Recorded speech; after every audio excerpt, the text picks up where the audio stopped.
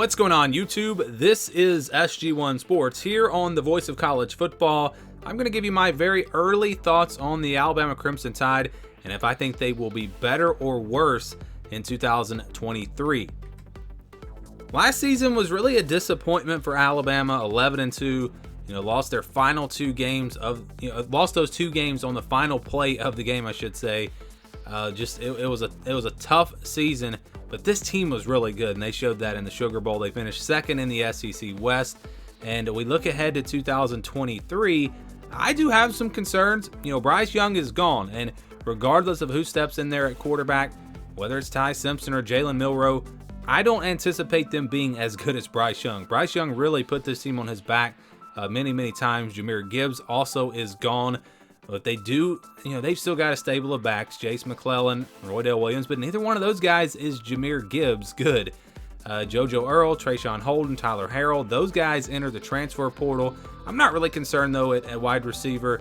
Jermaine Burton will be back. Kobe Prentice, he really stepped in as a true freshman. Ja'Cory Brooks, he might be their go-to guy. We'll see. Isaiah Bond, Kendrick Law, another couple of young guys. So I'm not too concerned with them at wide receiver. And then at tight end, Cameron Latu is gone. That is also a big loss, but they do bring in a transfer, CJ Dupre from Maryland. Sorry, not sure how to pronounce his last name. He's a pretty good player for Maryland last year, and I think he'll step in there and be their go-to target at tight end. So overall, offensively, you would have to expect them to take a step back. It's going to be a different offense with Tommy Rees.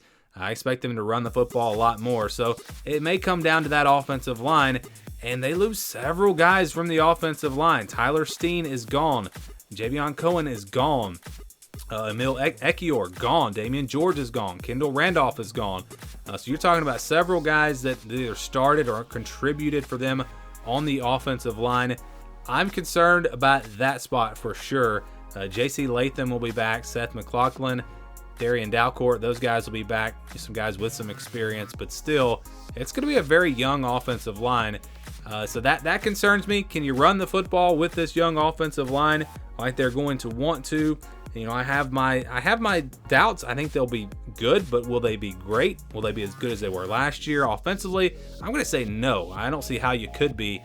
Just losing Bryce Young is enough, but those other pieces as well, definitely going to set them back on that side of the ball. Defensively, Byron Young, DJ Dale, those guys gone on the defensive line.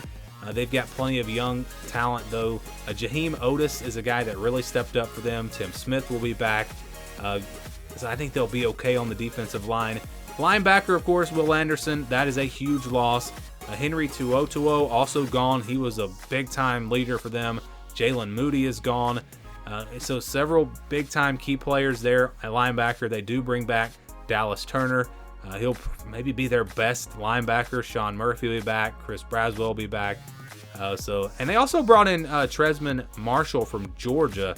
That's a linebacker that could potentially start for them this year. So I think they'll be okay at linebacker. But still, you have to say that they probably are going to be a little bit worse than they were last year. And then you go to the secondary. Eli Ricks surprisingly went to the NFL. Kyrie Jackson transferred. Not a huge loss there. And they do have Kool-Aid McKinstry coming back. Then you look at DeMarco Helms, Jordan Battle, Brian Branch. Those are three really good players in the secondary. They do bring back Malachi Moore, Terrion Arnold. Those guys will be back for them in the secondary. But overall, across the board, this team loses a ton of production, a ton of talent. They haven't really done a whole lot in the transfer portal as of yet. Again, talked about a tight end and linebacker they brought in. Those guys will help. They'll contribute. But they're really going to be depending on a lot of young players. And because of that, I think that this is an interesting one because I think Alabama could finish higher than they did last year as far as in the SEC. They could finish 11-1, but not be as good of a team as they were in 2022 because the schedule just sets up a lot better for them. A lot of their big games are at home this year compared to on the road last year, specifically LSU and Tennessee. Also Texas, they get them at home this year.